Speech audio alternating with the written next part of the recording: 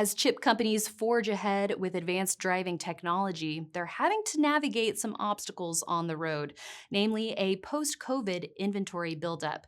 Here with me now to talk about what's next for Mobileye is Dan Galves. He's the Chief Communications Officer at Mobileye. It's great to see you, Dan. Great to see you, Allie. When we spoke about a year ago, a lot of time has passed. So, what would you say is the biggest change in the business landscape over that time? I think what we've seen, as we spoke about last year, our main focus is consumer level self-driving technology, and that can be in a lot of different flavors. It can be hands off with your eyes on the road, hands off with your eyes off the road. It could also be, fully self-driving vehicles, but we have a range of products in our portfolio that we can bring to consumers. I think that the biggest development in 2023 was really two things. One was this type of technology really took off in China in 2023. There was about 800,000 vehicles sold in China that were essentially hands-free systems, under specific, operational design domains. And we think that that's basically the entire global market.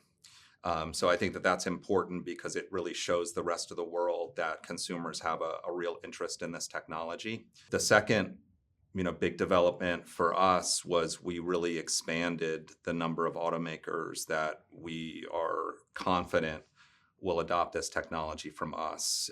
If you go back to the beginning of 23, we had about 3 automakers, we think, that were, in advanced discussions with us, representing about 9% of the industry. As of our Q3 earnings call, we talked about 10 automakers that represent 34% of the industry that were really, kind of in advanced talks with us on this technology. So we're really encouraged by that. So, when it comes to the inventory concerns from investors, what is Mobileye doing to mitigate that, and what do you see as the path forward? Yeah, so I think the COVID period and the supply chain crisis was a really volatile period for the industry. I think you didn't know where the shortages were going to happen, and what occurred with us is, without our knowledge, some of our customers were building stockpiles of chips in case we might have run out, and we disclosed this to the market pretty recently. So it's disappointing, but we really look at it as a temporary setback. It's happening in our kind of core business, which is collision avoidance systems. We believe this inventory can be cleared out over 1 to 2 quarters, and we'll be back to volumes that are growing from last year. So it's a temporary thing, unfortunate, but we feel like we can get it behind us pretty quickly. So, with I think the chip business as a whole being a cyclical business, and then you overlay that with what you see on the economic side, at times putting pressure on automotive sales, what do you think is the biggest lesson, or how do you prevent something like that happening from the future? Yeah, I mean, I think that the industry is pretty healthy, right? Auto production grew almost 8% in 2023. Consumers are really, I think, eager to have, cars filled with technology. That's really helping things as well. And we're expecting continued growth in 2024 in terms of the overall industry. And then I think, for our products specifically, like I said, in China, this is a market where people have really long commutes. It's not a work from home market, a lot of traffic congestion, and kind of what we're hearing from our OEMs over there. They want to stop battling the traffic themselves. They want a car that battles the traffic for them. So we feel really good about the direction in the market. So you talked about having advanced conversations with different automakers and perhaps building up steam there. So what would you say is the biggest thing that is contributing to those wins when you do have a lot of competition in this space? hmm So yeah, again, a lot happened during 2023. I think not to continue to focus on China, but I think that the fact that, companies are really innovating very quickly there is putting pressure on some of the global automakers to make sure that they have a product in the market, in the right period of time, which makes them focus on things like, time to market and cost and performance, as opposed to potentially, trying to develop their own technology. And I think Mobileye has a lot of advantages on those metrics. We have a product that is in production called Supervision. So the time to market is very clear. The cost is very clear. We're selling it for a specific price. There's very little risk of cost overruns there. And then the performance is really good. We made a major software update to our fleet of vehicles in China under the Zeekr brand, and the technology is working great. We think it's the best product in the market. So, with the different products in the lineup, what would you say is going to be the biggest contributing factor to the future growth at Mobileye? Yeah, so our core business is these single chip, single camera collision avoidance systems that sell for about $50 per unit. Um, our supervision product sells for over $1,000 per unit, and our chauffeur product, which is eyes off, hands free, sells for about $3,000 per unit. So I think our biggest growth opportunity ahead is more adoption of those technologies, which will raise kind of the revenue per unit we get per car. And you can see that in the numbers. This in 2023, in terms of the new business design wins that we achieved in 2023, it was about over $7 billion of future revenue, 60 million chips or 60 million systems at $122 per vehicle. Our current metrics are about $2 billion of revenue, low 50s in terms of average system price, and about 37 million chips. So all of these, the business we won in 2023, it essentially forecasts that our revenue per unit is going to be going up a lot, as well as our revenue. So that's our biggest opportunity, and I think that that's what investors are really looking at most closely. So, with that higher unit cost with Mhm. the chauffeur side of things, how are you able to still customize that with the different automaker partners? Or is that something that you're thinking about? How do you navigate the different automaker needs, even at those higher per unit cost products? This is another great question, and it really gets to the competitive landscape in the industry. Collision avoidance systems are very objective. You either recognize that there's a car in front of you or you don't. You recognize a pedestrian where it is or you don't. It's objective. So there's really no need for the customer to get involved with those systems. But we've always known that, as the car starts to take over more and more of the driving, the automaker is going to have to take on a big role, and they're going to want to create their own product that has specific kind of driving style to the brand. They're going to want to be able to adjust that after the fact if people feel like, okay, this system is maybe too aggressive or too cautious.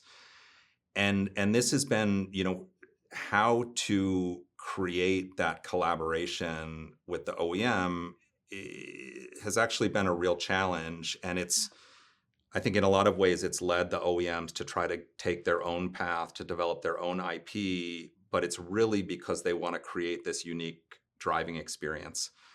Over the course of 2023 and announced in early 2024, we have a technology called Driving Experience Platform, DXP. And really what this is, it's taking the decision-making part of the system and breaking it into two pieces. One, the universal, like, is this a safe action to take? Do I have room to make this left-hand turn? Do I have room to make this merge?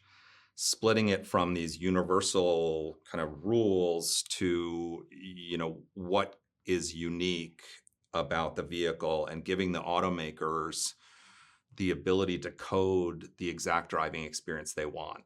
And you could even see the potential to have different driving modes where the consumer could choose. If I want a more aggressive driving style where I'm essentially trying to get from point A to point B as fast as possible, or do I want to be more sort of like laid back, stay in the center lane? So DXP, we feel like, is really something that can unlock a lot of deals for us, because it really gives the OEMs what they need while at the same time giving them these core technologies that are proven by Mobileye and are relatively, cost effective and proven out.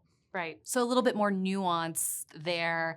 And so do you see that as a material influence with getting more deals with OEMs? We do. In early 24, we announced a deal with a major Western OEM for 17 different vehicle models, a combination of supervision, chauffeur, and even our drive system, which is really more for the mobility as a service field.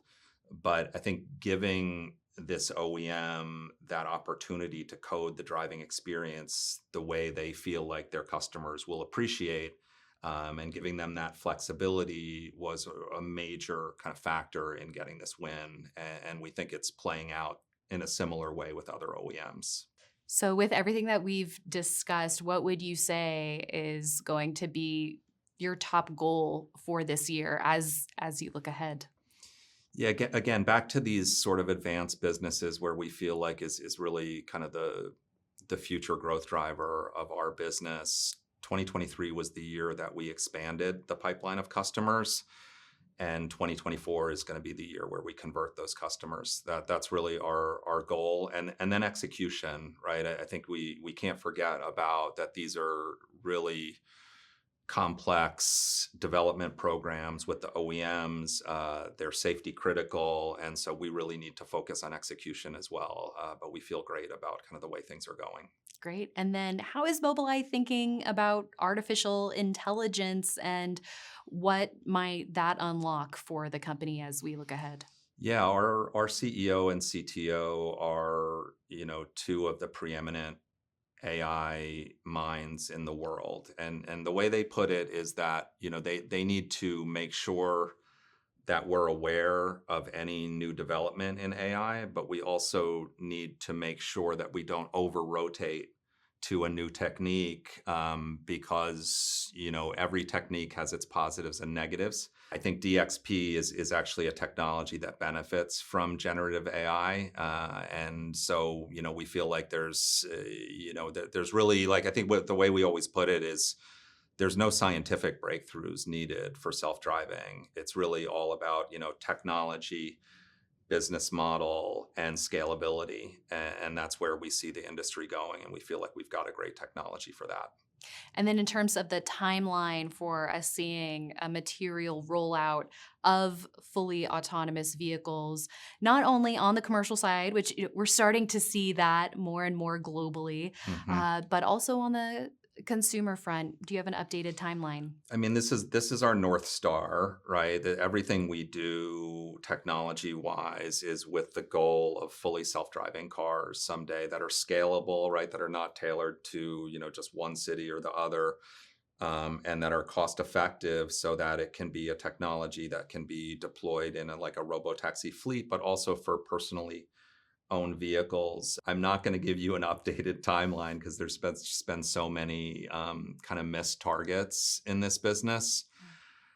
I think that, where we feel like it's important from kind of a consumer trust area is to deploy these supervision systems that are eyes on kind of first. I think that helps as well. I think we feel like we can start to scale. All the pieces come together for the self-driving business probably in 2026 or 2027.